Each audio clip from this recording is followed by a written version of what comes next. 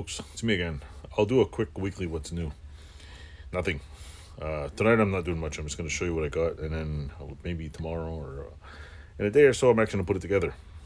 But for now I'm just going to show you what I got because, I only been waiting a freaking month for this shit. Plus, if I keep screwing shit up, I'll just keep, eventually in 3 years I'll get this bike done.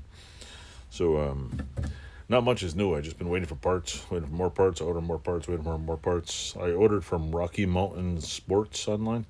Great place to get bike parts.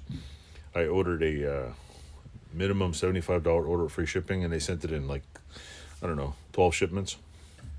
Because it just so happened after I ordered everything when I'm back order or something.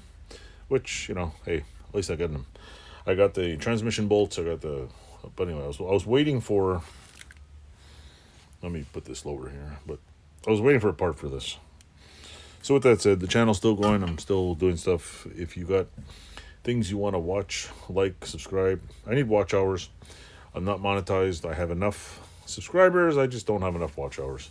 I need to get internet so I can do live videos and just sit there and fiddle for an hour on live and get the thing up, which I might start doing. I have a Starlink Mini which I could hook up outside, get a good signal, and probably run a decent live feed in here, which I might use it. What else? Picked a few parts. I pretty much haven't bought any more parts. I'm going to see what I can. I'll see if I can. Here, I'll show you. This is the front neck of the bike. I'm going to see if I can put the front neck on and the rear.